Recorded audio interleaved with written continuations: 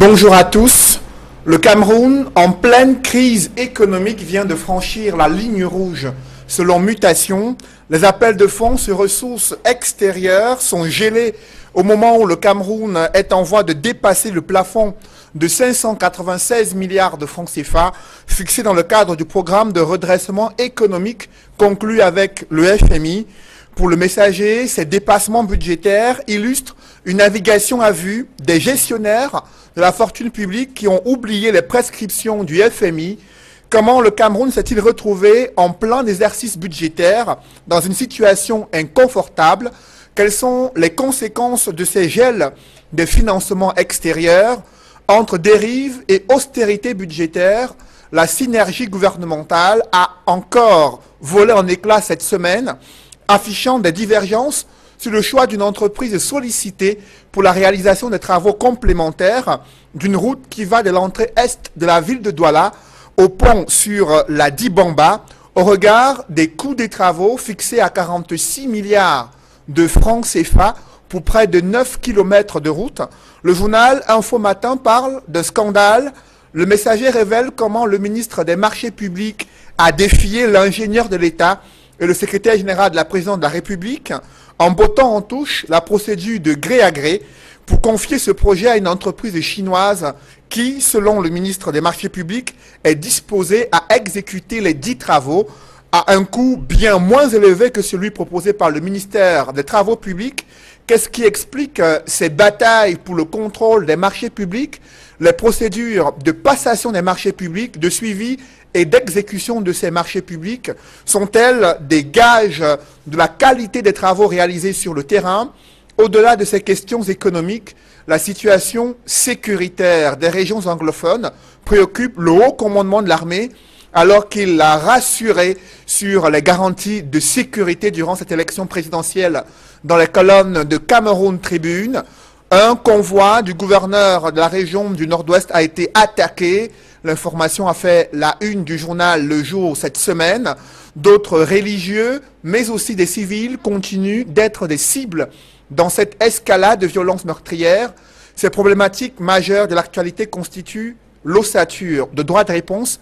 Mesdames, Messieurs, bienvenue dans cette émission où le choc des idées fait jaillir la lumière des analyses pour éclairer la lanterne de l'opinion publique. Et pour cette nouvelle édition, je reçois sur ce plateau le docteur Ariel Nitedem. Bonjour, docteur. Bonjour, monsieur Noufelet. Je profite pour dire bonjour à mes amis de la diaspora et je profite justement pour leur dire que le Cameroun compte sur eux. Le Cameroun ne se développera pas sans eux. J'insiste là-dessus. Vous êtes spécialiste des finances publiques et enseignant à l'université de Yaoundé 2. C'est bien ça? C'est ça. Également présent sur ce plateau un politologue universitaire, docteur Woguin. Bonjour. Docteur Bougain, bonjour. Merci. Vous êtes politologue, militant du RDPC. Merci d'être avec nous. Et juste à vos côtés, un homme politique également, économiste, ancien député, SDF, Évariste Fopoussi, bonjour et bienvenue. Bonjour Cédric, et bonjour à tous les téléspectateurs de Kino TV. Heureux de les retrouver. Heureux aussi de vous compter parmi nos invités aujourd'hui. Merci. Également, quatrième invité, panéliste, toujours présent avec chaque dimanche, Edmond Kambia. Bonjour Edmond. Bonjour Monsieur Noufelet. Je salue tous les copanélistes et je salue notamment la présence de M.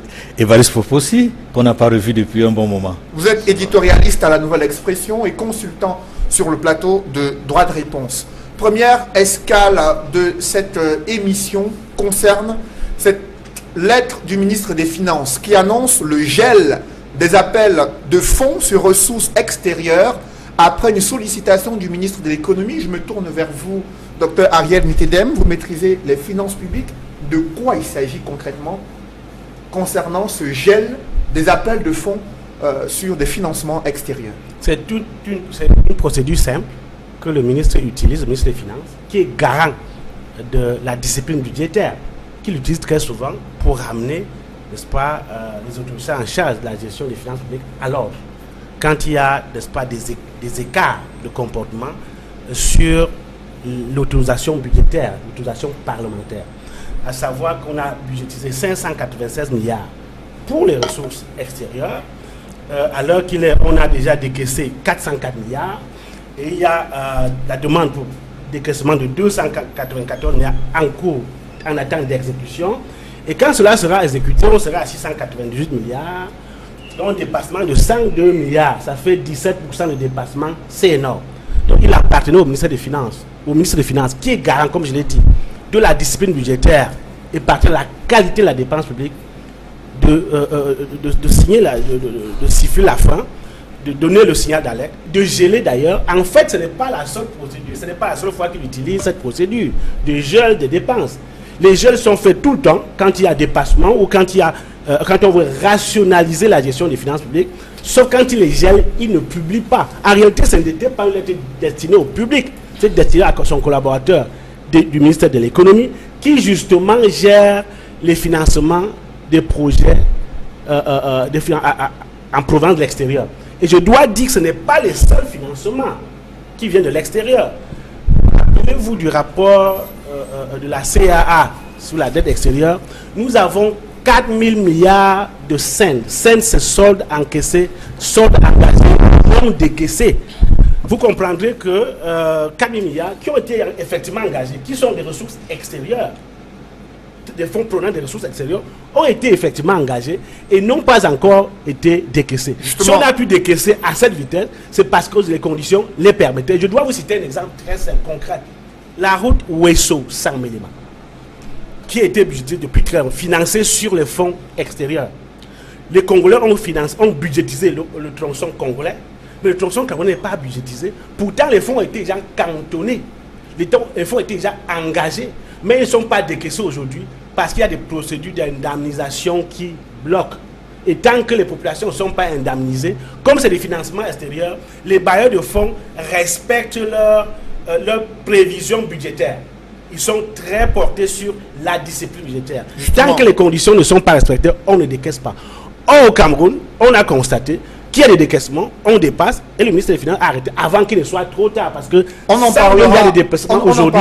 On imagine qu'au bout de 4 mois, au bout de fin d'année, on en parlera au cours de cette émission. Ouais. Évariste Fopoussi, vous avez suivi le traitement que la presse a réservé à cette épineuse question de la dépense publique au Cameroun. Le ministre des Finances qui annonce le gel des décaissements des financements extérieurs au moment où le pays est confronté à des multiples crises. Comment vous analysez cette situation-là? Cédric,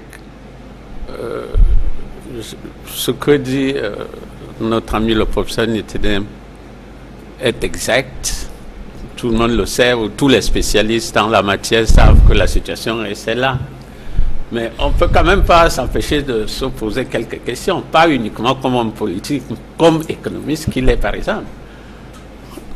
Comment peut-il se faire que dans un gouvernement qui a un Premier ministre, il y a d'abord un président de la République tout puissant, un Premier ministre, comment peut-il se faire qu'il y ait ce genre de dérapage? Il a cité le cas de la route Ouesso. Ça provoque des problèmes pires que ça. On a déjà attribué le marché de cette route à 2 entreprises et aucune n'a rien fait. Alors que de l'autre côté, les Congolais réalisaient le leur. Le problème de fond qui est posé, c'est le problème du vide à la tête de l'État.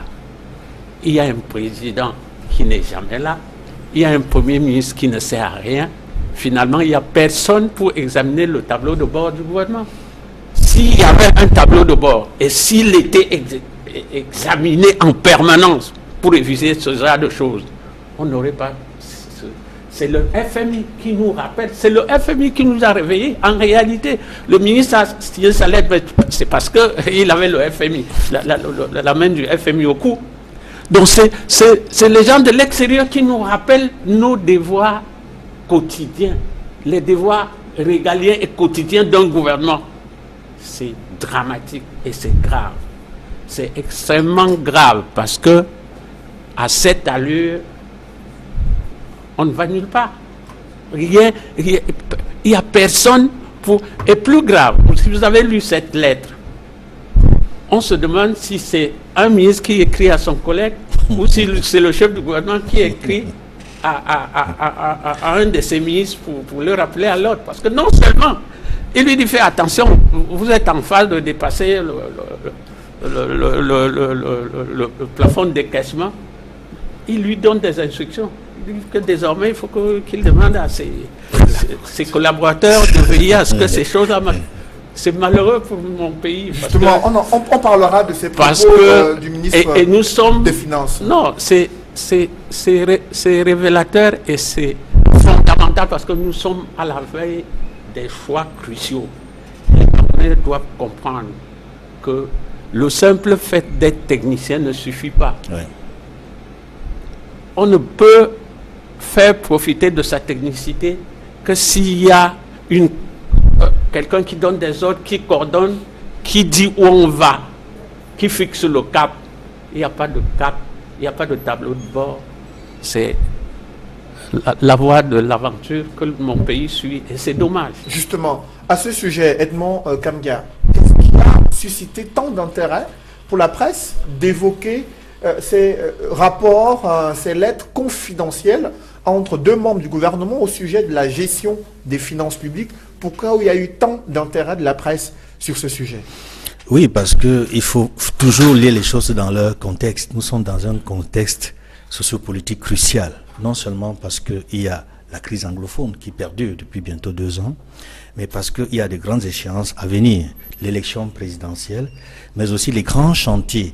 Et vous savez qu'il y a quelques jours seulement, une mission de la CAF était sur le terrain pour s'assurer de l'évolution des travaux. Et cette mission a donné des indications, des recommandations pour que tout soit fin prêt au plus tard en décembre.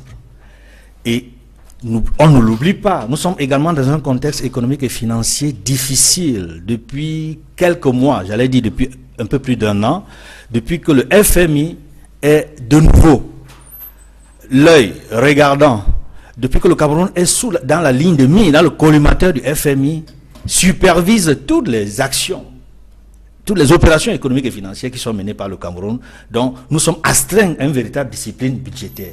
Et c'est la raison pour laquelle, justement, le ministre des Finances a pris cette mesure. Et le docteur Ariel Nitedem avait justement bon droit de dire que ce n'était pas nouveau. Mais le problème, c'est que la presse a, j'allais dire, éventé, a rendu public cette information. Et d'une manière qui fait... la manière par laquelle... la manière dont l'information a été traitée montre à suffisance qu'il y a un gros problème dans la gestion, dans la qualité de la dépense publique au Cameroun. Et avant de chuter, je dois dire qu'en réalité, on doit s'interroger sur le plan politique, sur la question de savoir effectivement qui gouverne. Qui gouverne, c'est le titre d'un ouvrage de Pierre Flambon-Gayab, qui est sénateur de l'UNDP. Son livre est d'autant d'actualité qu'aujourd'hui, on observe que chacun des ministres joue sa partition au sein du gouvernement, mais il y a un problème de cohésion gouvernementale, il y a également il y a un problème de discipline même dans les comportements des acteurs gouvernementaux. Et M. Fopossi le rappelait fort bien, la manière par laquelle le ministre des Finances a adressé le courrier à son collègue du gouvernement montre bien qu'il y a quelque chose qui ne va pas. Parce que quand il y a la cohésion gouvernementale, il y a une manière de faire passer le message, avec beaucoup de courtoisie. Et plus grave, quand je m'interroge sur la question de savoir qui gouverne, c'est parce que on se sera attendu que ce soit le pilote, Paul Biya, qui transmette l'information à son chef de gouvernement, Premier ministre, et qu'ensuite, ce soit le ministre qui accompagne le mouvement. Mais dans cette opération, on ne voit pas bien quel a été le rôle du Premier ministre. Justement, on y reviendra sur les rôles des différents ministères engagés dans les discussions avec le FMI. Mais avant, je voudrais que le docteur Bongrain puisse réagir à cette analyse qui vient d'être faite sur les difficultés du Cameroun à respecter une discipline budgétaire telle que édictée dans le cadre des programmes conclus avec le FMI. Qu'est-ce qui, selon vous, explique ces difficultés pour les fonctionnaires, pour les différents membres du gouvernement à respecter les dépenses budgétaires pourtant inscrites dans la loi des finances 2018? Oui, je voudrais d'ores et déjà accuser les groupes de pression et les lobbies, que ce soit en interne ou en externe. Mais permettez-moi d'abord de reprendre mon copanéliste qui parlait tout à l'heure d'un vide au sommet de l'État parce que justement, il y a cette difficulté. Je voudrais dire que le Cameroun n'est pas le seul pays, que ce soit en Afrique centrale ou en Afrique tout court, qui ait ce genre de problème. Nous sommes même plutôt un pays résilient.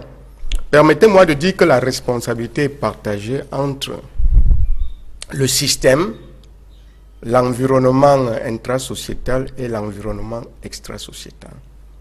En clair, concrètement? Concrètement, nos partenaires étrangers plus puissants que nous ne nous font pas de cadeaux. Et ils sont les premiers à activer sur la manette du FMI pour exercer des pressions sur nous, pour nous affaiblir.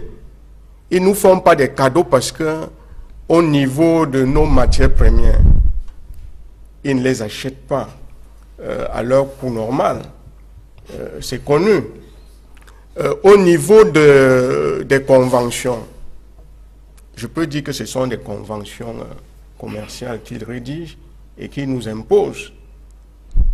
Maintenant, au niveau même de la désorganisation de nos États, ils sont encore les champions. Parce que quand vous apprenez qu'il y a des crises un peu partout et que vous posez les questions de savoir qui finance ces crises, sachez bien que une des raisons pour lesquelles nous sommes en difficulté, ce sont ces crises qui perdurent.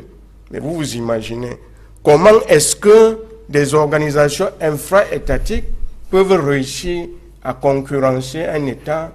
Je ne veux pas dire qu'il y a les mêmes finances de part et d'autre, mais ce que je voudrais dire, c'est qu'ils arrivent à tenir. S'ils tiennent, c'est justement parce que sur le plan systémique, il est reconnu, du point de vue d'une analyse systémique, il est bien connu qu'une crise qui menace la cohésion d'un État ne peut durer que si cette crise est soutenue en interne et en externe. Pourtant, à propos de ce gel des financements extérieurs, le journal Mutation estime que les gestionnaires de la fortune publique travaillent sans prendre en considération le verrou du Fonds monétaire international. À ce sujet, Dr Ariel Nietedem, quel est ce verrou qui a été fixé avec le FMI et est-ce que vous partagez ce point de vue de Mutation sur le fait que les gestionnaires de fonds publics ne prennent pas en compte ce plafond qui a été mis en place de commun accord entre le Cameroun et le FMI? Non, je ne suis pas de cet avis. Il faut dire tout simplement que c'est dans le cadre du suivi du programme économique et financier avec le FMI que le ministre des Finances a agi. C'est dans ce cadre-là parce qu'il est chargé de suivre, n'est-ce pas, en particulier ces décaissements-là. Cela dit, il ne faut vraiment pas extrapoler, il ne faudrait pas qu'on s'en mêle les pédales, qu'on y mette tout. C'est un problème de budgétisation, de prévision budgétaire qui n'a pas été bien faite. Des provisions budgétaires non sincères. On a prévu 596 milliards alors que les besoins étaient bien au-delà. C'est pour cela que le ministre invite son collègue à amener ses collaborateurs à faire mieux la prochaine fois pour les prévisions, pour ce qui est du budget 2019. Donc il faut de meilleures prévisions pour qu'on ne se retrouve pas en train de dépasser. Cela dit, on a un programme avec le FMI qui est de 3 ans. Si on n'en ressort pas au bout de 3 ans, le FMI se trouverait obligé de nous imposer un programme plus rigoureux, proche de celui qu'on a vécu dans les années 90, dont on connaît les méfaits sur le plan social. Donc on a intérêt, le Cameroun a intérêt à respecter de façon scrupuleuse toutes les dispositions de ce programme qu'il a signé avec le FMI. Ce n'est pas seulement le Cameroun, c'est la sous-région Afrique centrale d'ailleurs qui est concernée. Et je dois dire qu'il y a 2 choses sur lesquelles le FMI nous a interpellés. Il y a le déficit budgétaire.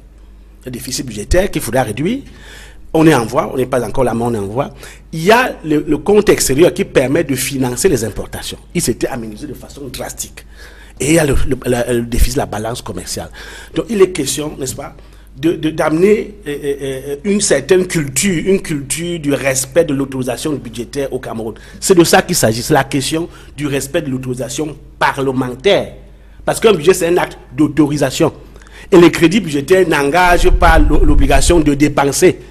Donc, il y a ce problème de manque de respect ou de mauvais respect, respect approximatif des autorisations budgétaires parlementaires au Cameroun de façon générale. Justement, on a ici un ancien député à l'Assemblée nationale. Est-ce que le Parlement a souvent été sollicité pour ces multiples dépassements budgétaires observés en cours d'année au Cameroun? Et que pensez-vous de ces collaborateurs du ministère de l'économie qui sont interpellés également à ce titre concernant ces dépenses budgétaires qui vont à des plafonds qui ont été fixés avec le Fonds monétaire international? Le Parlement est régulièrement sollicité, mais malheureusement, ses pouvoirs actuels ne lui permettent pas d'aller au-delà de ce qu'il peut faire. Vous savez, je n'entre pas dans le détail, mais vous savez très bien qu'il y a un déséquilibre au niveau des grands pouvoirs. C'est l'exécutif s'est assis sur le législatif. Ça se reflète dans la loi, ça se reflète dans le règlement intérieur de l'Assemblée, au point que le Parlement ne peut que faire des observations au gouvernement. Il contrôle le gouvernement, mais il n'a aucun moyen d'aller au-delà des simples rapports. Le Parlement n'est même pas capable de créer lui-même ses propres commissions de contrôle sans avis de l'exécutif. C'est ça le mal du Parlement chez nous. Mais je reviens toujours sur les explications du professeur Nietedin pour dire que rester à ce niveau, c'est continuer à faire croire aux Camerounais et aux gens de l'extérieur que nous sommes incapables de gouverner. Si nous sommes incapables de gouverner, qu'on se retire et qu'on laisse les autres opérer. Le dernier accord du FMI s'est traduit par quoi? Par une aide qu'on peut appeler budgétaire. C'est-à-dire qu'en réalité, le FMI vous aide à boucler votre budget. Mais est-ce que c'est ce genre d'aide que nous attendons de l'extérieur, mon Dieu? Tout cela revient au problème de fond que j'ai dit tout à l'heure. Il y a un vide institutionnel, il y a un vide managérial, et la conclusion, c'est la mauvaise gouvernance. C'est-à-dire que chacun se débrouille là où il est, en espérant que dans la débrouillardise généralisée, on survivra le plus longtemps possible. Sinon, ce genre de choses serait tranché de manière la plus radicale. Un ministre de l'économie qui fait des dépassements de ce genre devrait être congédié. Parce que ça veut dire qu'il n'a pas de tableau de bord. Il ne suit pas. Et maintenant, avec l'informatique, le ministre reste là, il appuie sur un bouton, il voit ce qui se passe. Comment on peut tolérer ce genre de choses? Tout simplement parce que c'est la navigation à vue. Il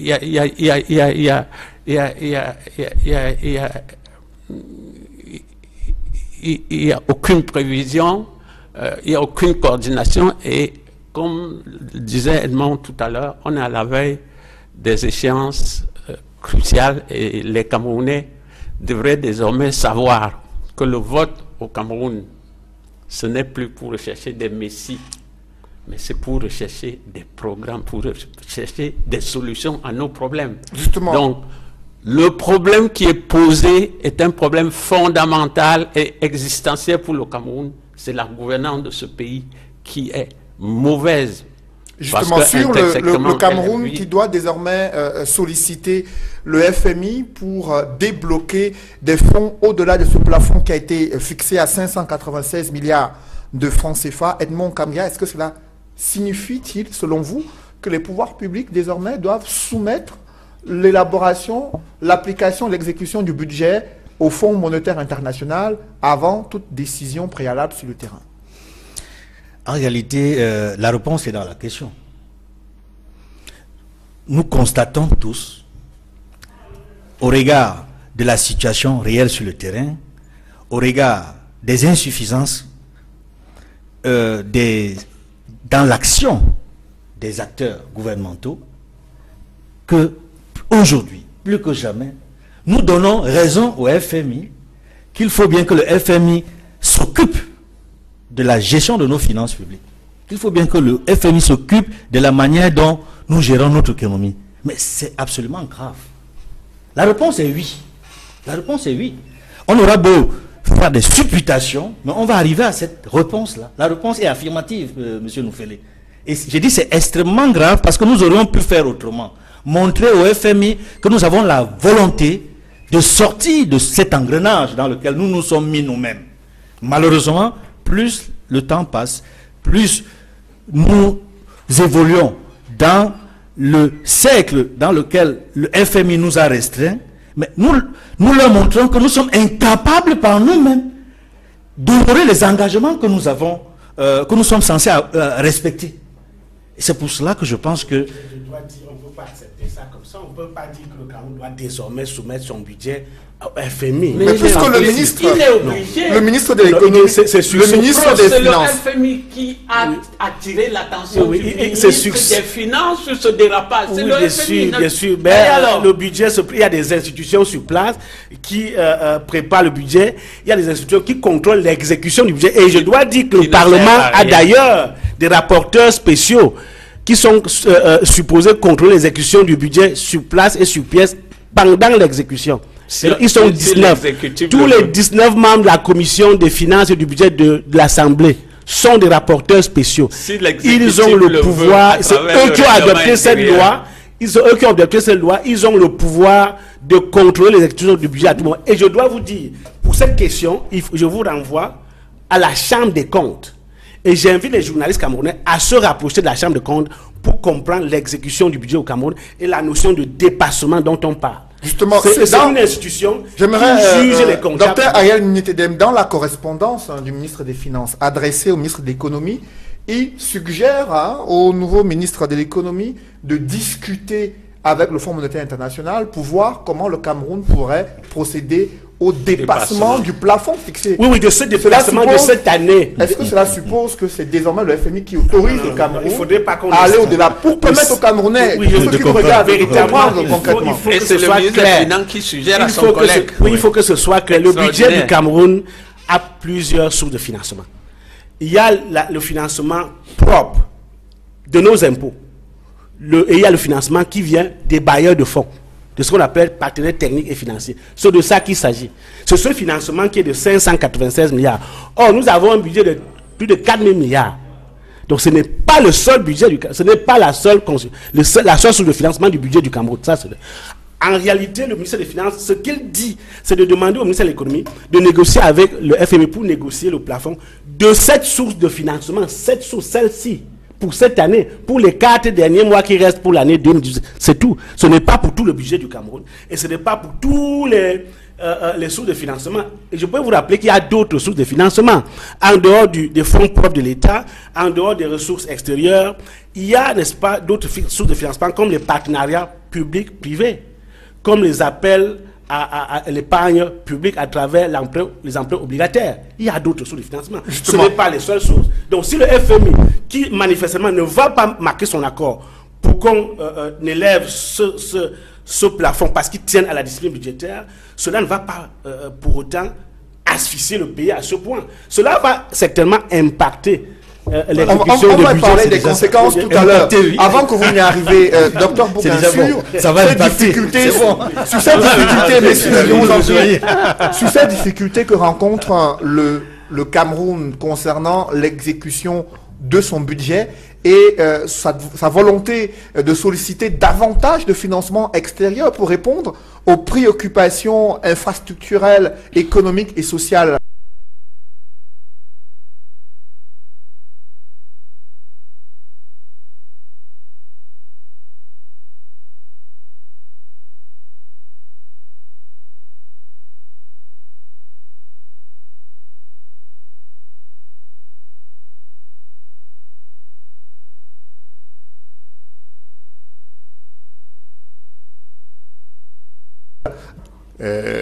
Par rapport à ce que le Cameroun devrait faire.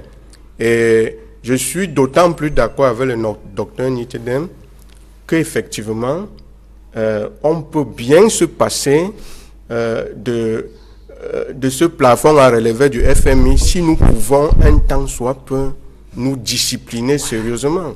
Sérieusement.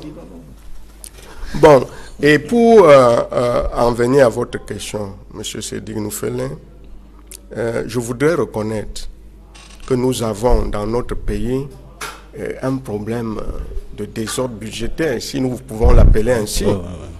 Mais ajouter à cela, il faut reconnaître également qu'il y a un certain nombre de facteurs que nous n'avons pas voulu et qui nous coûtent très très cher. Et je voudrais parler des crises sécuritaires. Ça coûte énormément de l'argent au Cameroun. Et il serait temps pour nous de mettre un terme à toutes ces crises, pour autant que nous en soyons capables. Je crois que nous le pouvons. Parce que si nous mettons un terme à ces crises, notamment la crise qui a lieu au nord-ouest et au sud-ouest, nous allons épargner énormément de l'argent que nous pouvons investir ailleurs, par exemple dans les infrastructures. Et puis, vous savez, en réalité, lorsqu'on prévoit les recettes, c'est en fonction des dépenses. Il y a des dépenses que nous aurions bien pu revoir.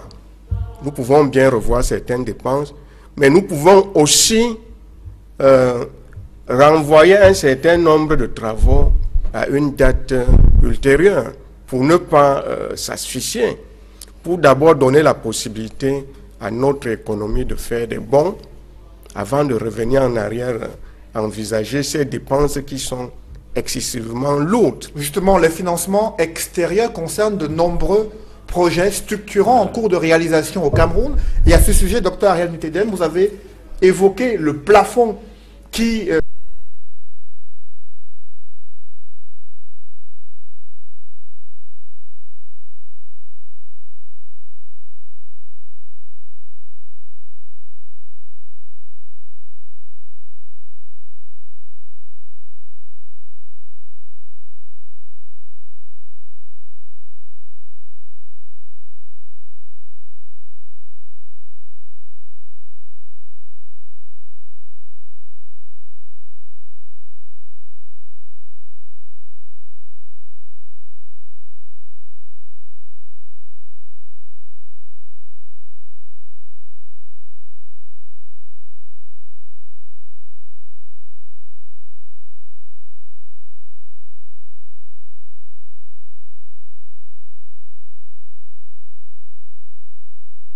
qui entoure le financement des projets, dont les bailleurs de fonds sont très regardants.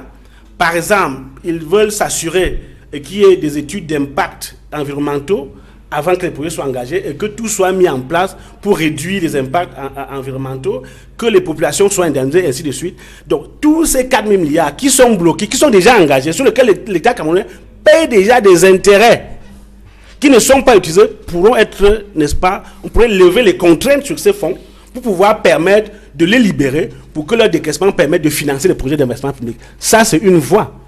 Et je dois dire que si on n'en reste pas là, si rien n'est fait, cela va impacter négativement la mise en place des projets d'investissement public. Je veux dire des projets qui justement permettent au secteur public d'impacter sur les conditions de vie des populations et sur les conditions de compétitivité de l'économie. C'est à travers le BIP que l'État le fait. Et justement, on a des projets. Je n'ai pas cité la route Ouesso-Samla au hasard. Je suis universitaire. Le fait qu'on n'a pas goudronné, on n'a pas bitumé cette route, le tronçon camerounais bloque l'université inter-État du Congo. Son fonctionnement n'est pas encore effectif à cause de cette route. On ne le dit pas assez, mais il faut le dire. Parce que ces projets financés par les bailleurs de fonds sont généralement des projets structurants qui permettent de mettre en place les conditions de compétitivité de l'économie et les conditions de fonctionnement des autres, les conditions de mise en œuvre des autres projets. Donc il y a des voies qui existent sur lesquelles on peut actionner, mais si rien n'est fait, cela, comme je l'ai dit tantôt, va impacter sérieusement les projets d'investissement public. Justement, sur la question des conséquences de ce gel des financements extérieurs, Évariste Fopoussi, comment vous entrevoyez l'avenir si ce gel est maintenue alors qu'on est seulement à 4 mois de la fin de l'année 2018. On traverse à peine le 3e trimestre de cette année et le Cameroun sollicite déjà plus de 600 milliards de francs CFA sur les 596 qui étaient initialement projetés pour cette année. Vous savez, la situation est particulièrement grave. Parce que quand vous relisez la lettre du ministre des Finances, il dit qu'il faut suspendre tout autre décaissement en dehors de ce qui concerne pour la CAN voilà. 2019. Ça veut dire que les grands projets qui sont en chantier vont être arrêtés. On ne peut pas continuer à demander aux gens de préfinancer et les grands projets, je ne vois pas qui peut accepter de préfinancer des grands projets. Donc, c'est une situation excessivement grave. Le professeur Nitidem a parlé de la voie de la caisse autonome d'amortissement. Vous savez, les 4 000 milliards dont vous parlez, vous-même vous savez que s'ils sont encore là, c'est parce que nous n'avons pas été capables de monter des dossiers sérieux et convaincants pour pouvoir les engager. Et je ne vois pas comment, quelle alchimie on peut procéder pour orienter ces fonds vers d'autres projets que ceux pour lesquels ils étaient prévus. Ce serait extrêmement difficile et la plupart de ces 4 000 milliards seront purement et simplement annulés parce que certains sont à échéance, d'autres sont complètement à maturation. Donc, c'est malheureux, c'est une situation terrible. Comment s'en sortir? Je ne sais pas. Il revient au gouvernement de trouver les moyens, peut-être que par la voie de la SNH dont on ne sait, on ne sait rien, on ne sait pas quel fonds elle gère. Peut-être que par cette voie-là, on peut maintenir en survie les projets jusqu'à trouver un terrain d'entente avec le FMI.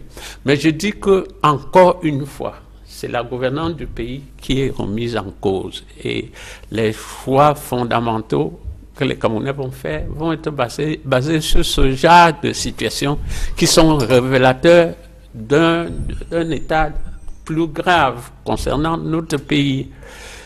Il faut que pour une fois qu'on respecte les Camerounais et qu'on arrête la navigation à vue.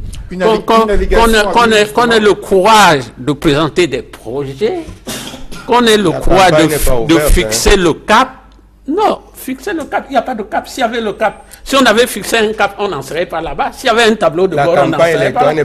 C'est dommage. C'est dommage. La situation telle qu'elle existe, elle ouvre sur les perspectives d'avenir. Je ne vois pas de solution pérenne si on ne remet pas en cause la gouvernance du Cameroun. Juste après vous, Edmond Kamga, sur la question de comment sortir de cette situation où les financements extérieurs, les décaissements sont gelés. Il y a de nombreux projets structurants sur le terrain qui attendent cette bouffée d'oxygène financière pour continuer à fonctionner. Comment faire pour sortir de cette situation-là? Mais je pense que la première chose à faire, c'est d'être respectueux de la discipline budgétaire. C'est-à-dire là où on en est. Que dès lors que l'on a pu constater que la situation est grave, que chacun à son niveau respecte ce qui est prévu dans les clauses. Ça, c'est la première chose à faire. Maintenant, pour la suite, c'est qu'on a besoin d'argent. Mais il faut aller chercher l'argent où ça se trouve. Il ne s'agit pas ici d'aller au-delà de ce qui est prévu par le budget. Parce qu'on est dans une situation très complexe où les priorités du moment vont au-delà, sont en deçà de ce que attendent les populations camerounaises. Quand je dis ce qu'attendent les populations camerounaises, c'est qu'aujourd'hui, une des priorités, c'est la CAN. Tout, c'est pour la CAN 2019. Et nous sommes pratiquement à la veille de la rentrée scolaire. Qu'est-ce qui est prévu pour l'éducation? Qu'est-ce que le gouvernement en attend d'une rentrée scolaire et académique de qualité, notamment dans les régions du nord-ouest et du sud-ouest? J'aimerais bien qu'on nous dise ce qui est prévu pour que les enfants aillent à l'école dans des conditions de sécurité requises. Il y a les questions de santé. Aujourd'hui, on assiste à une situation où, rappelez-vous au début de l'année, et même depuis l'année dernière, il y a eu des affectations que je qualifie de disciplinaires de certains médecins qui se sont organisés pour faire un certain nombre de revendications. Mais elles ont été, pour la plupart, ces personnalités-là, ces médecins, affectés dans des régions où leur spécialisation n'était pas du tout nécessaire. C'est-à-dire que vous affectez un chirurgien à la frontière, où même les hôpitaux du district n'ont pas besoin n'ont pas besoin de leur compétence, de leur expertise. Il y a des centres de santé moins inférieurs à celles qui auraient pu bénéficier de leur expertise dans les agglomérations, dans les grandes villes. Donc je mets l'accent sur les domaines éducation et santé. Il faudrait davantage que l'État, à la veille de la rentrée scolaire, ait un regard plus important dans ces secteurs-là que ceux pour lesquels il s'est engagé, notamment la CAN 2019. Malheureusement, nous souhaitons qu'il y ait la CAN 2019 au Cameroun. Mais si nous devons subir sur le plan, sur le plan des conséquences sociales et économiques, les conséquences d'un choix aussi contraignant, il va falloir que le gouvernement et notamment le chef de l'État... Il y va de l'image du Cameroun. Avant que Dr Ariane Tedem ne réagisse, nous avons dit que nous étions d'accord. Monsieur, à Dr Bourgain également de donner des esquisses de solutions.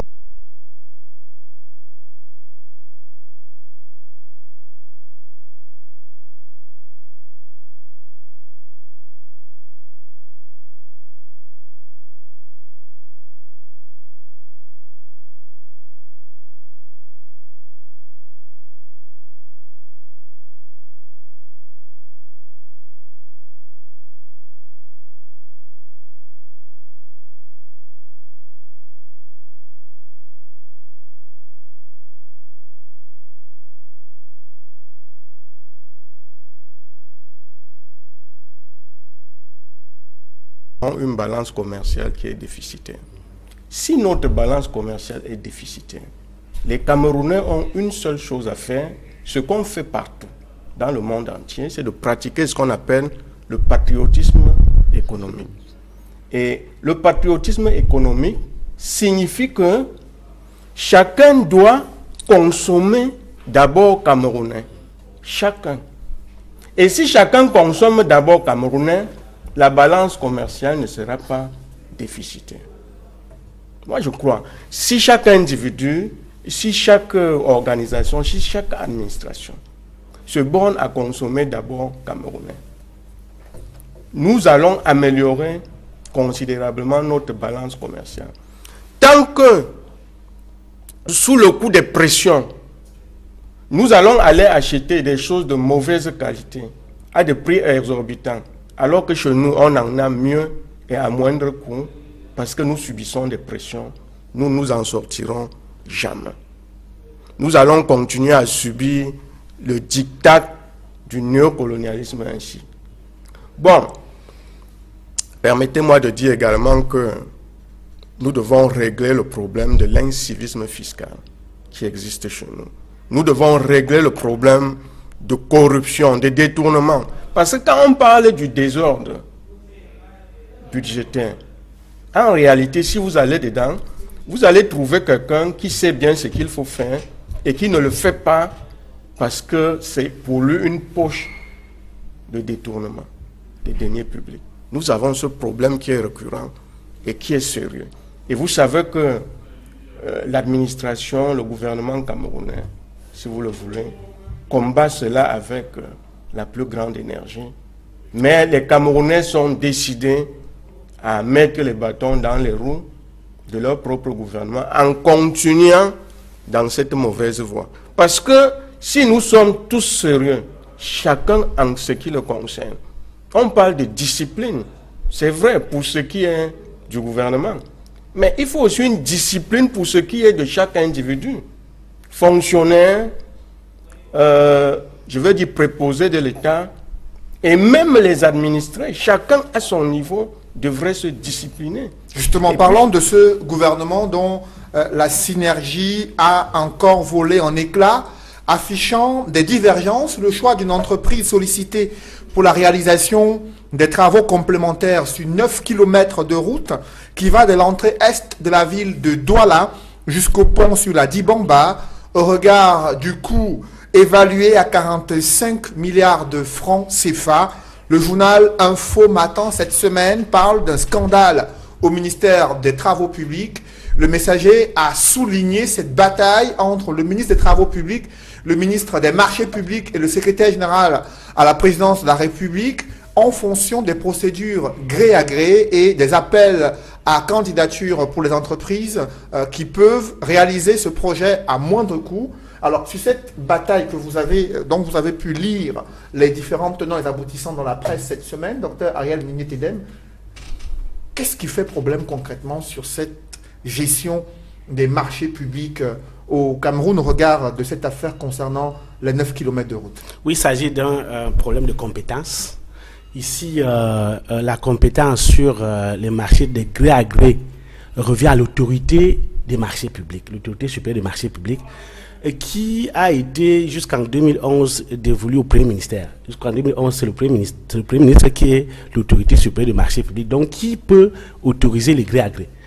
Après 2011, en 2011, on a créé un ministère chargé des marchés publics, mais un ministère délégué à la présidence de la République. Et du coup, l'autorité supérieure des marchés publics, c'était tantôt le Premier ministre, tantôt le ministre des marchés publics. Et comme le ministre des marchés publics est rattaché à la présidence, c'était aussi par ricochet, ou de fait, le président de la République. Et c'est pour ça qu'on voit le secrétaire général qui intervient, puisque le secrétaire général intervient comme proxy du président de la République. Alors, depuis juin 2011, il y a une réforme des marchés publics, avec un nouveau code des marchés publics, qui a remis les choses en ordre, qui a non seulement renforcé le pouvoir des maîtres d'ouvrage, mais qui a défini clairement l'autorité des marchés publics comme étant le ministère des marchés publics. Mais comme il est rattaché à la présidence de la République, par ricochet ou de facto, c'est le président de la République qui est l'autorité supérieure du marché public. Et lui, comme il agit par proxy à travers son secrétaire général, le secrétaire général se retrouve impliqué. Et là, on a comme deux autorités du marché public. Cela dit, ce n'est pas le ministre des Travaux publics qui a l'autorité pour attribuer un gré à gré. Justement, le ministre des Travaux publics qui a écrit au ministre des Marchés publics pour lui demander de surseoir un appel d'offres concernant les entreprises qui doivent être sélectionnées pour réaliser ce marché, ces travaux complémentaires sur la pénétrante est de Douala, sur près de 9 km de route, et le coût évalué par le ministère des Travaux publics, c'est 46 milliards de francs CFA. Et le ministre des Travaux publics, dans sa correspondance, a indiqué qu'il souhaitait attribuer ce marché à une entreprise française déjà déployée sur le site, donc un marché gré à gré, et il s'est vu opposer une fin de non-recevoir. Tout à fait, et je crois que celui qui lui a opposé une fin de non-recevoir l'a fait, n'est-ce pas, sur la base de la concurrence, sur la base des critères de concurrence qui doivent exister pour enfin privilégier la meilleure offre possible pour le contribuable camerounais. Et c'est ce qui semble être ce que le ministre Bassadou a fait, avec certainement le soutien de l'autorité de son patron, qui est le président de la République. J'ai des chiffres de 42 milliards 865 millions 500 000 pour ce que le ministre des Travaux publics a proposé comme gré à gré à Razel, et au finish, le ministre des Marchés publics a octroyé ce marché de gré à gré à un consortium, un groupement de sociétés chinoises au prix de 33 milliards 144 millions 718 233 francs. On a un différentiel de plus de 12 milliards. Alors je ne comprends pas que, parce que Razel connaît déjà le Cameroun, on se serait attendu que cela puisse nous bénéficier au Cameroun, qui veut acheter un produit à Razel. Parce que le fait qu'ils connaissent déjà le Cameroun baisse ses coûts de transaction, baisse les coûts de production de son produit qu'il nous vend. Le fait qu'il connaît déjà le Cameroun. Alors d'où vient-il qu'on utilise le fait qu'il connaisse le Cameroun pour attribuer à un prix plus élevé que quelqu'un qui ne connaît pas le Cameroun? Ça pose un problème.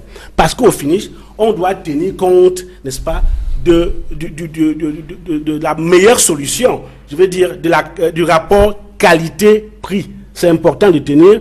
Et sur ce plan, les Chinois ont montré qu'ils peuvent faire de la qualité. Donc, ils peuvent aussi faire la qualité autant que les Français. Donc, finalement, ce qui permet de les comparer, c'est le prix. Or, les Chinois offrent mieux que les Français. Cela me semble. Et de ce point de vue, au plan des procédures, comme je l'ai dit tantôt, c'est le ministre Abbas Sadou, en tant que ministre des marchés, en tant qu'autorité supérieure des marchés, qui a le pouvoir d'attribuer des grés à gré et non le ministre des Travaux publics. Justement, sur cette question, Évariste Faupoussi, il y a eu une bataille quand même entre les membres du gouvernement sur l'attribution de ces travaux complémentaires de la pénétrante est de Douala. Le Messager en a fait grand cas durant la semaine, au point de relever comment le ministre des Marchés publics défie son collègue des Travaux publics, ingénieur de l'État, et le secrétaire général à la présidence de la République pour ne pas attribuer ce projet à une entreprise des travaux publics française, mais plutôt à une entreprise chinoise qui était inscrite dans un appel d'offres. C'est le plus cocasse de l'histoire. C'est que même au niveau des forces qui dépendent de la présidence, comme disait M. Nietenen, il y a une dichotomie. En réalité, le ministre des Marchés, dans l'histoire, est opposé au secrétaire général à la présidence de la République. Oui. Mes chers amis, dites-moi, qui gouverne au Cameroun? That's the question. Vous avez beau me le reprocher, mais je vous dis, tout ramène à la gouvernance du pays. Il y a un problème sérieux. Comment le secrétaire général de la présidence de la République peut être opposé à un ministre délégué à la présidence? Et comment il peut arriver que dans cette histoire, le secrétaire général appuie un autre ministre et le ministre des Marchés attribue? Qui arbitre les choses au Cameroun? Qui donne les ordres? Vous parlez dans le micro pour qu'on vous entende. Voilà le fond de l'histoire, voilà le fond du problème. Et de là, on revient au problème qu'on a examiné tout à l'heure concernant le dépassement du plafond fixé pour les fonds en provenance de l'extérieur. Mais au ministère des Travaux publics, on pose un problème de délai pour pouvoir exécuter ce marché et aller plus vite. Mais c'est l'autorité supérieure qui doit arbitrer, Cédric. Dans ce cas, quelqu'un arbitre. Oui. Et comme il n'y a pas d'arbitre, chacun se débrouille comme il peut et le plus malin passe. Vous n'êtes même pas sûr que cette entreprise chinoise va réaliser, parce que il va se poser maintenant le problème de la pénurie des fonds. C'est vrai que c'est lié à la canne, mais le FMI peut décréter que la route, telle qu'on donne l'itinéraire, ce n'est pas lié à la canne, que c'est le complément de la route de la pénétrante Est. Donc, vous voyez qu'on n'est pas au bout de nos peines. Pas parce qu'on manque de moyens, pas parce qu'on manque d'hommes, mais parce qu'on manque de coordination, parce qu'on manque de gouvernance. C'est malheureux, mais c'est ça, et nous allons subir cela tant que ce problème ne sera pas réglé. Une synergie gouvernementale qui vole en éclats, fait savoir la presse cette semaine au sujet des contrôles des marchés publics. Il y a toujours eu ce type de problème entre d'abord l'Agence de régulation des marchés publics avant la création du ministère et ministère dédié à ce marché public et d'autres départements ministériels. Aujourd'hui, c'est une bataille. Quels sont les intérêts, les enjeux dans cette bataille, Edmond Kamgia? D'abord, avant de rentrer dans les enjeux, je voudrais dire sur la question de fond que vous avez posée entre le ministre délégué à la présidence chargé des marchés publics et le ministre chargé des travaux publics, celui qui est dans son droit, c'est-à-dire en tenant compte de la réglementation, des lois et la réglementation en vigueur, c'est le ministre délégué à la présidence chargé des marchés publics. C'est lui qui veille à la réglementation des normes et celui qui veille au respect des normes et de la réglementation. Et c'est lui qui est pratiquement celui-là même qui assure la transparence dans la procédure, qui veille à la saine concurrence dans l'attribution des marchés publics. Donc sur ce point, je pense qu'il n'y a pas de débat. Celui qui est sur la bonne voie, c'est le ministre délégué à la présidence chargée des marchés publics. Maintenant, en ce qui concerne les enjeux, n'oublions pas que nous sommes dans un contexte précis. Nous sommes à la veille de l'élection présidentielle. Et rappelez-vous, il y a eu beaucoup de supputations sur la possibilité qu'il y ait un remaniement ministériel ou un nouveau gouvernement, peut-être un gouvernement de mission ou un gouvernement de campagne. Peut-être c'est un peu tôt, peut-être c'est un peu tard, mais il faut le dire, en ce qui concerne les acteurs, parce que là je parle maintenant des acteurs par rapport à ce dossier-là. Le ministre Abbas Sado, le ministre Emmanuel Nganou-Diomissi, le ministre secrétaire général à la présidence de la République. Chacun joue son bateau. C'est l'équation personnelle aujourd'hui par rapport à ce dossier et aussi à la perception que l'opinion publique nationale et même le chef de l'État aura par rapport au rôle qu'aura joué chacun d'eux pour donner l'impression qu'il défend le mieux ses intérêts. Donc les enjeux sont d'abord là, au niveau des individus. Mais il y a également d'autres enjeux qui sont d'ordre essentiellement financiers. Ça, on ne peut pas le nier. Au-delà du fait que le ministre délégué à la présidence chargée des marchés publics veut attribuer le marché, au mieux disant, en respectant, en faisant en sorte que ce soit le Cameroun qui gagne, et non pas forcément l'entreprise soumissionnaire qui veut bénéficier de ce gré à gré. Mais il y a que, et ce n'est pas nouveau, beaucoup d'acteurs gouvernementaux, beaucoup d'entreprises, n'est-ce pas, qui sollicitent qu'on leur soit attribué le marché public, utilisent des méthodes, utilisent des moyens, des méthodes qui peuvent être la corruption, qui peuvent être d'autres types d'actions pour rassurer les acteurs qui leur attribueraient les marchés que nous sommes ensemble, quelle que soit l'issue, si vous nous permettez d'avoir ce marché-là, vous ne perdez rien. Et les enjeux sont économiques et financiers. Ça, je résume. Je ne veux pas rentrer dans les détails. Docteur Bourgain, sur cette bataille autour du contrôle des marchés publics, notamment ce marché de près de 9 km de route à réhabiliter à la sortie est de Douala jusqu'au pont sur la Dibamba, une quarantaine de milliards de francs CFA, selon le ministre des Travaux publics, a attribué une entreprise française, mais le ministre des Marchés publics a tranché pour une entreprise chinoise qui va réaliser ses travaux à moins de 35 milliards de francs CFA. Dr Ayal Ntedem l'a souligné tout à l'heure, c'est une économie d'au moins 12 milliards de francs CFA. Comment vous appréciez le jeu qui se déroule autour des marchés publics? Oui, d'abord permettez-moi de dire que ce n'est pas parce que deux ministres ne s'embrassent pas sur la bouche qu'il n'y a pas d'arbitre. Dans tous les pays du monde, on sait que les ministres ne sont pas toujours en odeur de sainteté les uns par rapport aux autres. Mais cela ne signifie pas qu'il n'y a pas d'arbitre. C'est pour ça qu'il y a arbitrage et que du fait de l'arbitrage, de temps en temps, on peut faire sauter un et le remplacer. On peut faire monter l'autre par rapport à un ministère plus puissant. On n'aura jamais des individus qui s'entendent parfaitement parce qu'on n'est pas dans le meilleur des mondes possibles.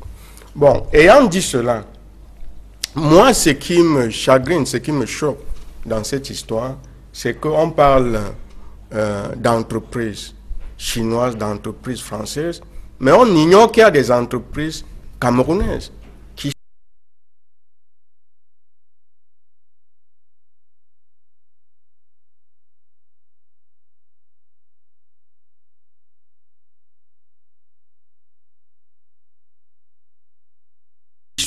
sinon plus performants que les autres entreprises. Or, dans un climat économique et financier comme ce que nous vivons, il est curieux de voir que nous favorisons encore la fuite des capitaux.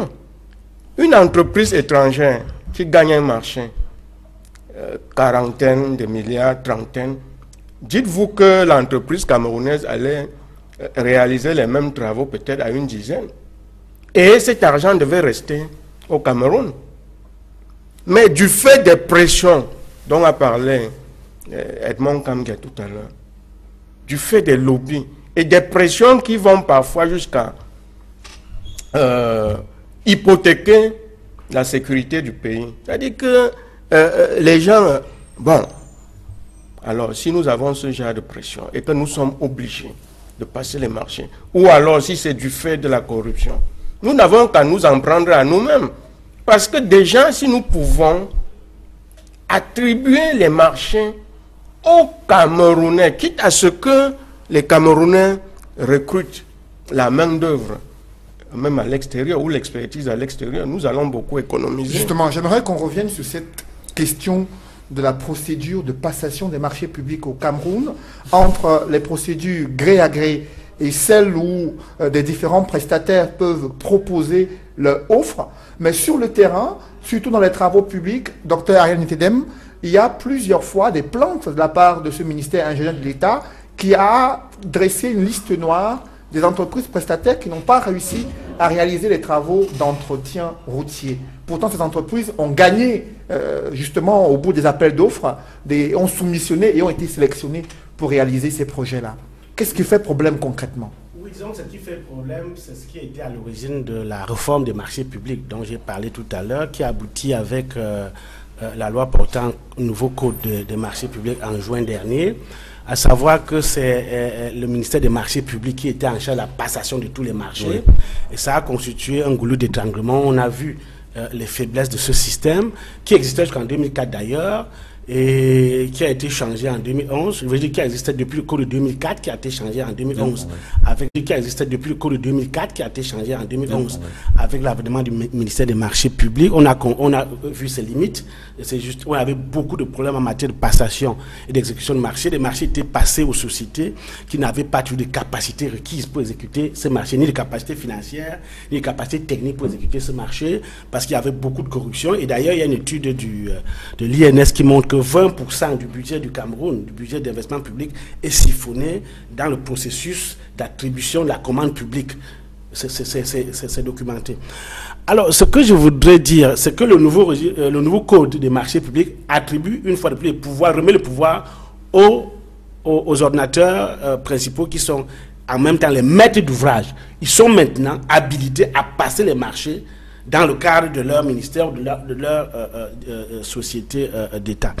Donc, ils ont plus de pouvoir maintenant pour le faire. On espère qu'il y aura moins d'égarements, il y aura moins de marchés passés aux entreprises sans ressources, sans capacité requise. Je dois dire quelque chose, je dois revenir à la dernière question pour dire, bon, ben, une fois n'est pas coutume, le plénipotentiaire du SDF dit qu'il n'y a pas d'arbitrage. Dans le cas de ce dossier, on a vu qu'il y a quand même arbitrage.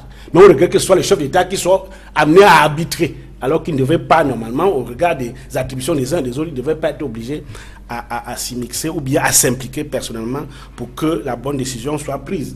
Cela dit, je dois interpeller les ministres de la République et les DG des sociétés, et même les maires, ceux qui sont les ordonnateurs principaux, les ordonnateurs du budget de l'État, qu'il y a une réforme qui a été lancée le 11 juillet dernier, une réforme des finances publiques, qui a abouti à 2 lois fondamentales, 2 lois très importantes, le code de transparence et de bonne gestion dans la gestion de bonne gouvernance dans la gestion des finances publiques au Cameroun et le nouveau régime financier de l'État, qui a ceci de particulier, qu'il a fait un impasse sur le conseil de discipline budgétaire et financière et a remis ses attributions à la Chambre des comptes, du moins à ce qui tient lieu de législation des comptes aujourd'hui, qui est la Chambre des comptes. Et cette Chambre des comptes, cette législation financière, a le pouvoir d'évaluer la performance, de juger la performance des ordonnateurs. Parce que cette juridiction de compte juge désormais les ordonnateurs qui étaient jugés par le Conseil de discipline budgétaire et financière. Ils sont maintenant jugés par la Chambre des comptes ou bien par la juridiction des comptes, parce qu'on attend absolument que ça passe à la Cour des comptes. Et cela, on a bien défini la faute de gestion qui n'était pas définie dans la loi avant. C'était dans une loi de 74 qui était un peu oubliée. On l'a remis au goût du jour. Et la faute de gestion est une définition saine. Vous posez un acte sciemment qui est contraire aux intérêts de l'État, c'est considéré comme une faute de gestion. Et on dit clairement dans cette loi que la Cour des comptes doit juger la performance. La performance, ça se mesure en termes d'efficacité, d'efficience et d'économie. Donc, si vous refusez d'économie, vous ne réalisez pas des économies, comme ça semble être le cas pour ce marché, alors la Chambre de compte peut vous épingler pour contre-performance, pour faute de gestion. Et je dois vous dire, lisez les rapports de la Chambre de compte. Vous serez surpris de ce qui se passe au Cameroun. Il y a un monsieur très courageux à la tête de cette chambre. Il juge les comptes, et tous les comptes de la République, et il met les résultats. Quand c'est irrégulier, il affiche. Quand il y a un dépassement, il affiche, et le pourcentage. Et c'est publié dans le... C'est vrai que le rapport va à la présidence, mais il publie dans son compte. Justement, le journal Info Matin a évoqué un scandale concernant cette route de 9 km qui devait être construite à près de 42 à 46 milliards de francs CFA, selon les propositions faites par le ministre des Travaux publics, Évariste Faupoussi. 9 km seulement à ce prix-là. Et dans cette enquête menée par Info Matin, l'entreprise Razel ne se reconnaît pas, elle ne reconnaît pas avoir été approchée pour un tel marché de gré à gré. C'est du moins ce que fait savoir le journal Informateur. Quelle est votre analyse de ces différentes batailles souterraines qui sont en cours pour attribuer des marchés aux entreprises, aux multinationales qui elles-mêmes aussi se mobilisent afin de gagner ces différents marchés-là? Je n'irai pas jusqu'à suivre totalement ceux qui ont évoqué le montant du marché pour trouver un problème. C'est vrai qu'à ce niveau, on se retrouve à peu près 4-5 milliards le kilomètre. C'est pratiquement le coût d'un kilomètre d'autoroute en moyenne.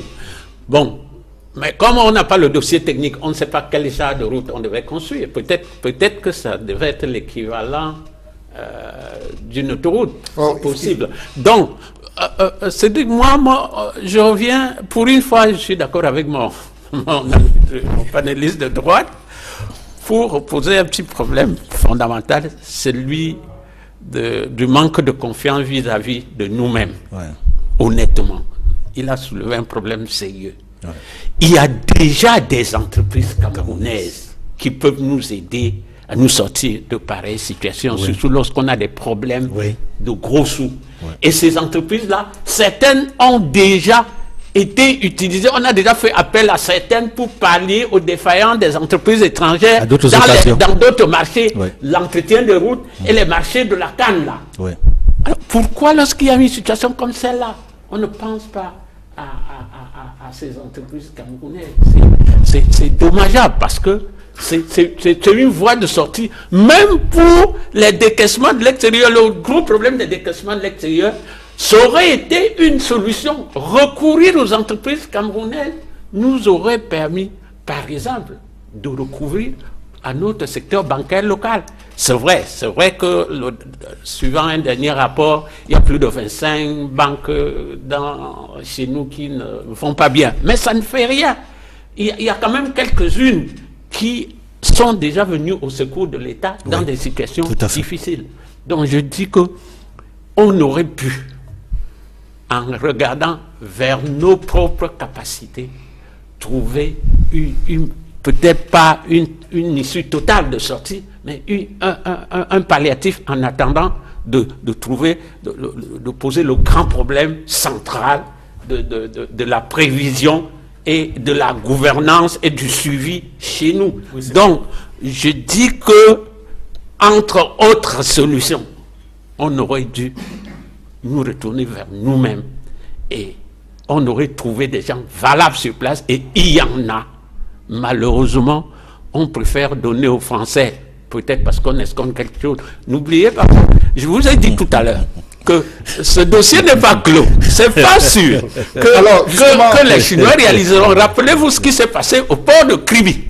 On avait attribué le port de Kribi, au mieux disant, à quelqu'un qui était techniquement qualifié, mais quelques jours après, on ne sait pas quelle alchimie, par quelle acrobatie, c'est quelqu'un d'autre qui l'a gagné. Donc là, au-delà de la guerre entre ministres, il y a une bataille superstructurelle, de superstructure au-dessus de ces petites entreprises. Et si ce projet donc de la phase 2 de l'aménagement de dans nos relations extérieures, peut-être que ça pour donner davantage de précisions aux Camerounais à ce sujet, il s'agit de la réhabilitation de 9 km entre le carrefour Mboko et le pont sur la Dibamba. 5 giratoires simples seront aménagés. 11 dallos doivent être construits pour remplacer les buses métalliques défectueuses. Une chaussée élargie à 3 voies dans les deux sens.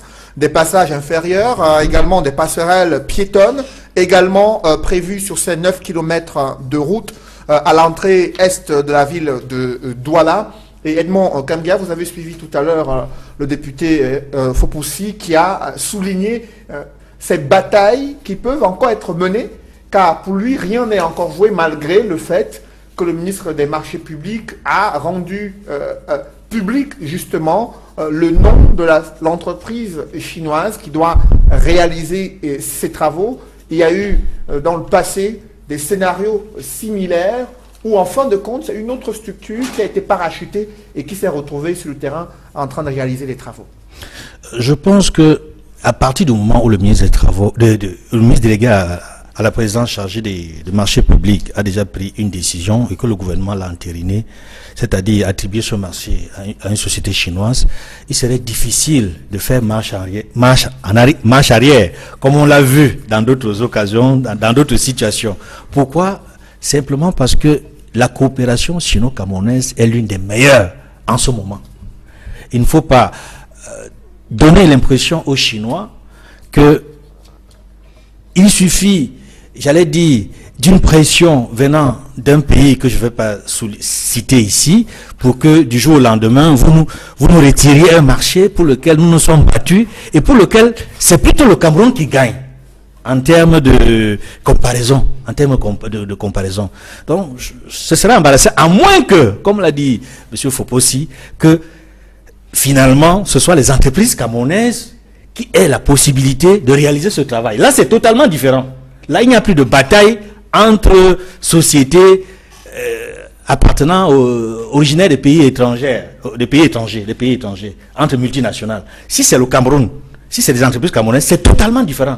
Mais si c'est de retirer la Chine pour donner la France, je pense que ça va poser un gros problème. Mais lorsque de tels projets sont financés par l'extérieur, le financement extérieur, notamment l'Agence française de développement pour ce qui concerne cette phase 2, l'aménagement de la pénétrante Est de Douala, c'est un appel d'offres international qui Absolument. est lancé. Et là, l'expertise des entreprises camerounaises est confrontée à celle des multinationales qui viennent du monde entier, docteur Aline. Oui, on aurait pu faire œuvre utile ici en faisant la promotion des champions de BTP. Vous voyez bien le concept des champions d'industrie. Le Cameroun pouvait, comme l'a suggéré le député, n'est-ce pas, utiliser cette occasion-là pour faire des champions de BTP au Cameroun.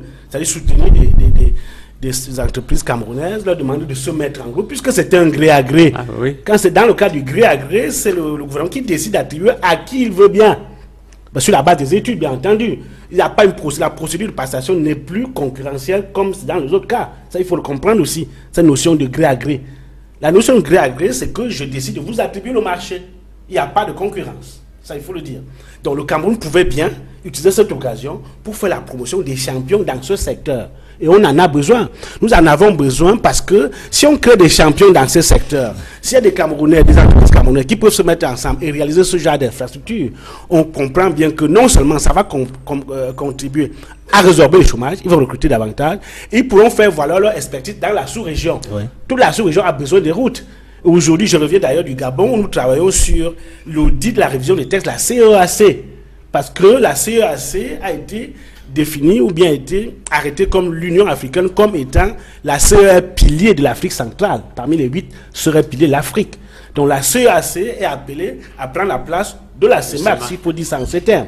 La CEAC, c'est 11 pays, c'est les 6 pays de la CEMAC, plus 5 autres pays. Et là, il y a beaucoup à faire. Et le Cameroun pourrait, n'est-ce pas, ce n'est plus comme la CEMAC où le Cameroun est un leader naturel. Dans la CEAC, on a des gros porteurs, des grands pays comme l'Angola, qui a la plus grosse économie de la CEAC, comme la RDC et le Rwanda, malgré sa taille, est en train de prendre de l'envol. Donc, c'était l'occasion, justement, c'est une occasion manquée, il faut quand même le dire, de promouvoir l'expertise camerounaise à la matière. Ça aurait été vraiment intéressant et je pense que le gouvernement devrait y penser.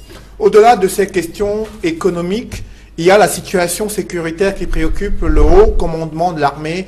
En début de semaine, Cameroun Tribune a titré à sa une que le haut commandement rassure l'opinion nationale et internationale sur la sécurité garantie durant cette élection présidentielle à venir en octobre 2018. Pourtant, le quotidien Le Jour a révélé comment un convoi du gouverneur du Nord-Ouest a été attaqué. La presse d'expression anglaise est revenue largement durant cette semaine sur ces attaques également perpétrées contre des civils, mais aussi des religieux. Docteur Bougain, comment vous appréciez cette mobilisation des pouvoirs publics pour garantir la sécurité durant cette élection présidentielle? C'est une excellente chose que les pouvoirs publics se mobilisent, mais nous attendons aussi que les partis politiques et toute la société civile se mobilisent pour que, enfin, il y ait non seulement la sécurité dans ces zones par rapport aux élections, mais que cette sécurité revienne à la normale. Parce que vous savez, on a comme l'impression qu'il y a certains partis politiques, qu'il y a certaines organisations de la société civile, certaines personnalités qui encouragent, qui font l'apologie du terrorisme. On les écoute sur les plateaux, on écoute leurs interventions. Moi, je pense que c'était le moment pour qu'il y ait une espèce d'union sacrée. Que les parents, les amis, les financiers de ceux qui se terrent dans les brousses pour créer l'insécurité, qui fassent appel à leur bonne conscience pour leur dire que il faut arrêter cette mascarade parce que ça ne va nous mener nulle part. Les résultats que vous espériez par rapport à cette rébellion, vous ne l'avez pas obtenu, vous ne l'obtiendrez jamais. Il faut jeter l'éponge. Le moment est arrivé pour que les Camerounais retrouvent leur sérénité. Je pense que c'est une affaire de tous et de chacun. Et personne ne gagne à ce que nous continuions à vivre dans cette insécurité, la personne. Edmond Kamgia, sur les enjeux de cette sécurité durant la campagne présidentielle à venir, on observe déjà le déploiement de certains candidats qui prennent le marque sur le terrain. Le haut commandement de l'armée s'est réuni en début de semaine du côté de Yaoundé pour plancher sur la sécurité, surtout dans ces deux régions anglophones où il y a une escalade de violence. Je l'ai toujours dit sur ce plateau que la crise anglophone va peser lourdement sur l'organisation de l'élection présidentielle. Que le conflit, parce que la crise est devenue un conflit, c'est devenu la guerre. Il y a mort d'hommes des deux côtés, que ce soit au niveau des forces de sécurité, que ce soit au niveau de ceux qui se proclament sécessionnistes. Et les morts, c'est par centaines dans les deux camps. Et il faut dire aujourd'hui que l'élection présidentielle qui s'annonce, qui est prévue le 7 octobre prochain, va se dérouler dans un contexte extrêmement difficile. Et l'ECAM a un rôle difficile à jouer. Parce que comment est-ce que l'ECAM va se comporter sur le terrain? Est-ce que l'ECAM aura des structures fonctionnelles dans toutes les localités des régions du nord-ouest et du sud-ouest? C'est une question qu'il faut se poser. Est-ce que les forces de sécurité vont assurer la sécurité des populations qui n'ont pas encore quitté les lieux? Parce que la plupart de ces localités-là, il n'y a pas âme qui vive. Les gens sont partis. Quand les personnes ne se sont pas déplacées dans les régions de l'ouest, notamment du côté de la mer Noire, ou alors dans les régions littorales, au niveau notamment de Loum, Banga et bientôt Bonabéry, il y a en plus des déplacés, les réfugiés. Ils se comptent par dizaines de milliers au Nigeria. Il faudrait pouvoir s'assurer que ces Camerounais qui se retrouvent en situation difficile soient en capacité de voter. Qu'est-ce que l'ECAM a prévu pour les personnes déplacées et pour les réfugiés camerounais qui n'ont pas demandé à être dans ces situations-là?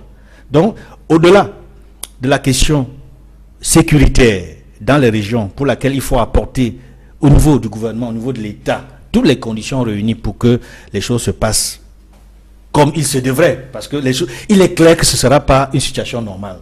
C'est une situation qui sort du normal, mais pour que ce soit une situation acceptable dans les régions nord et sud. Mais en plus, il faut s'assurer que une bonne partie, notamment les Camerounais inscrits, les Camerounais inscrits dans les régions nord-ouest et sud-ouest, que la plupart d'entre eux seront capables de voter. Justement, Évariste Faupoussi, vous qui êtes engagé également derrière le champion du SDF, candidat du SDF à cette élection présidentielle, quelle est la place que la sécurité doit occuper pour permettre à la fois aux candidats et à la fois aux populations de pouvoir choisir le prochain président de la République? Je rejoins totalement Edmond Kamgia pour dire que c'est un problème fondamental, surtout à l'approche de cette élection présidentielle. Pour qu'il y ait élection, il faut qu'il y ait paix. S'il n'y a pas de paix, il n'y a pas d'élection. Et j'irai directement pour dire que on ne peut pas retrouver la paix uniquement par la voie militaire. Moi, vous me parlez de la réunion d'état-major. Moi, je ne vois pas comment les généraux se réunissent pour voir comment ils vont gagner une guerre, pas pour voir comment ils vont instaurer la paix. La paix revient aux politiques, la paix revient au président de la République. Et je crois que le président de la République doit faire quelque chose pour que ces élections aient lieu. Parce que pour qu'elles aient lieu, il faut qu'il y ait la paix dans ces régions-là. Et la paix ne peut pas venir uniquement par la voie militaire. Il y a la voie du dialogue que tout le monde évoque. Il y a le problème des réfugiés que Edmond a évoqué. Les réfugiés, il y a les réfugiés internes au Cameroun, c'est-à-dire les gens de ces deux zones-là qui ont été obligés de se déplacer et d'être dans d'autres zones. Est-ce que ces gens vont voter? Je crois qu'il faut que l'État donne l'ordre à l'ECAM pour qu'ELECAM prenne des mesures spéciales pour que ces gens-là votent. C'est des Camerounais qui aimeraient mettre leur bulletin dans l'urne pour faire le choix fondamental le 7 octobre, qui est celui de choisir celui qui va s'occuper de leur destin.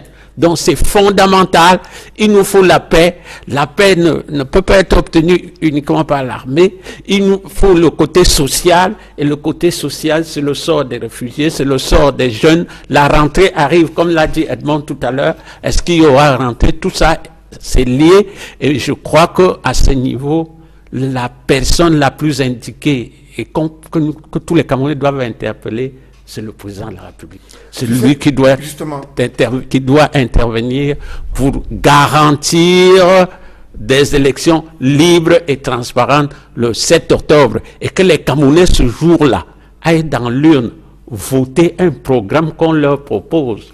Je vous ai dit tout à l'heure, l'ère des messies, c'est fini, il n'y a plus de messies. On vote pour un programme, on vote pour un cap que quelqu'un a fixé, et on s'aligne derrière quelqu'un parce qu'il vous présente la voie à suivre, il vous présente le cap, donc tout doit se faire autour des programmes, et c'est à ce niveau que les élections auront lieu dans la paix. Il faut la sécurité durant cette campagne présidentielle. Et pour le moment, 2 régions du Cameroun sont quand même confrontées à une situation sécuritaire assez difficile. Docteur Ariel Nietedem, il y a la rentrée qui pointe à l'horizon, il y a l'élection présidentielle annoncée 1 mois après la rentrée scolaire. Comment vous entrevoyez justement la situation? Quels sont les enjeux pour vous de sécuriser ces différentes régions? Oui, c'est fondamental que ces 2 régions soient sécurisées pour qu'il y ait élection présidentielle, pour qu'il y ait rentrée scolaire. Je dois dire que cette guerre ou cette crise qui est devenue une guerre aujourd'hui vient de traverser une autre étape. Laquelle? Le meurtre de l'autorité traditionnelle. Ça, il faut le dire. Le fait qu'on vient extraire une autorité traditionnelle dans une église et qu'on l'assassine en plein jour devant des personnes, c'est sérieux. Et on sait ce que représente l'autorité traditionnelle dans cette région. De 2, cette guerre est sortie de la zone de la zone dite anglophone pour se retrouver dans la zone dite francophone. Il y a un village, Fongo Tongo en l'occurrence, qui a été attaqué par des sécessionnistes venus, n'est-ce pas, de ces zones-là. Donc, en fait, la crise est en train de prendre véritablement de l'ampleur. Et il faut dire qu'en réalité, la solution ne sera pas militaire. Pas du tout. Il ne faut pas s'attendre à ce qu'il y ait une solution militaire qui apporte cette paix. Ce n'est pas possible du tout. Les militaires vont créer des conditions pour qu'il y ait d'autres facteurs qui permettent, n'est-ce pas, d'avoir la paix. 2 choses. Je dois dire 2 choses avant de continuer. Il faut bien qu'on comprenne, les hommes politiques qui veulent récupérer doivent faire attention. Les guerres de sécession sont faites pour durer. Ça, il faut le dire, la guerre de sécession ne s'arrête pas au bout de 2 ans, même pas de 10 ans. Donc, pour ce qui est des sécessionnistes, leur agenda est clair, ils veulent leur État. Or, le Cameroun, comme son chef l'a dit jusqu'aujourd'hui, c'est un État, il est seul, il est indivisible. Alors, si des hommes politiques se mettent à faire de la récupération, cela pourra leur retomber sur la tête. Je pense que pour ce qui est du problème du sécessionnisme, il devrait avoir une union sacrée. Je comprends qu'il y ait des divergences au niveau de la forme de l'État, c'est tout à fait normal. La forme de l'État est négociable, ce n'est pas un tabou, mais il me semble, quand on parle de sécessionnisme, ça ne devrait pas être négociable. Deuxième chose, il ne faudrait pas qu'on utilise une minorité des membres de la diaspora qui tire les ficelles de ce mouvement socialiste pour diaboliser toute la diaspora camerounaise. Une bonne majorité de la diaspora camerounaise est complètement patriotique, du moins est camerounaise, est restée entièrement camerounaise et travaille tous les jours pour voir ce pays changer et devenir notre cher et beau pays que nous avons toujours souhaité. Voilà ce que je tenais à dire. Maintenant, sur les enjeux, c'est tout à fait clair, les enjeux sont là. Il y a une élection présidentielle à gagner et les hommes politiques, chacun l'utilise à sa guise pour justement essayer de convaincre les électeurs par-ci par-là. Mais si les hommes politiques pensent qu'en s'appuyant sur cette crise sécessionniste, ils pourront avoir des électeurs, ça je peux vous le dire, oui. Mais ce sera au détriment de l'intérêt du Cameroun. Un mot maintenant, Edmond Kambia, sur Kofi Annan qui est décédé cette fin de semaine, ancien secrétaire général de l'ONU, un homme qui a beaucoup milité en faveur de l'émancipation des peuples africains et en faveur de la démocratie. Un mot sur cet homme? Merci, M. Noufélé. Merci de me donner l'opportunité de rendre hommage à ce grand homme, à ce grand Africain. Parce qu'il est, après Boutros Ghali, qui était le premier Africain égyptien à être secrétaire général de l'ONU, Kofi Annan a été le 7e secrétaire général de l'ONU et il a beaucoup impacté par son action l'agenda de l'ONU pour l'Afrique et pour les Nations Unies à travers le monde. Kofi Annan, c'est une personnalité, et par rapport à la crise anglophone, c'est important de le noter. Je voudrais dire ce que Kofi Annan a dit lorsqu'il est venu aussi au Cameroun en 2005, lorsqu'il était en visite officielle ici au Cameroun. Il a rencontré le chef de l'État au sorti de son audience avec le président Paul Biya sur la crise anglophone. Il avait dit au chef de l'État, il faut discuter, il faut dialoguer avec les responsables du SCNC. À l'époque, c'était le SCNC. Il avait dit, il faut le dialogue. Il ne faut pas fermer le dialogue au SCNC. Et là, nous étions loin, longtemps, une dizaine d'années avant que la crise anglophone ne prenne les contours de la situation actuelle. C'est pour vous dire que ce monsieur, c'est un homme de paix. Et il a suffisamment démontré à travers les actions qu'il a menées en Afrique, en Europe, à travers le monde. Il a été responsable, avant d'être secrétaire général de l'ONU, vous savez qu'il dirigeait les opérations de maintien de la paix, mais en tant qu'acteur majeur de l'ONU, il a été, pour le Cameroun, parce qu'il faut toujours le rappeler, ce qu'il a apporté au Cameroun, c'est lui qui a permis de concrétiser par l'accord de Greentree, qu'il a mené de bout en bout, pour permettre d'appliquer l'arrêt du 10 octobre 2002 de la CIJ, qui a confirmé la camerounité de Bakassi. Donc c'est Kofi Annan qui mène cette opération, l'accord de Greentree, qui nous permet aujourd'hui d'être en paix avec notre frère du Nigeria. Merci Edmond Kambia. Mesdames, messieurs, c'est la fin de cette émission. Merci à Dr Ariel Netedem, qui est venu de Yaoundé, spécialiste des finances publiques, et Evariste Poussi, ancien député, économiste et cadre du SDF, également Dr Bourguin, qui est politologue et militant du RDPC, le parti au pouvoir. Mesdames, messieurs, c'est la fin de cette émission. Merci de l'avoir suivi. Merci de rester sur Equinox Télévision.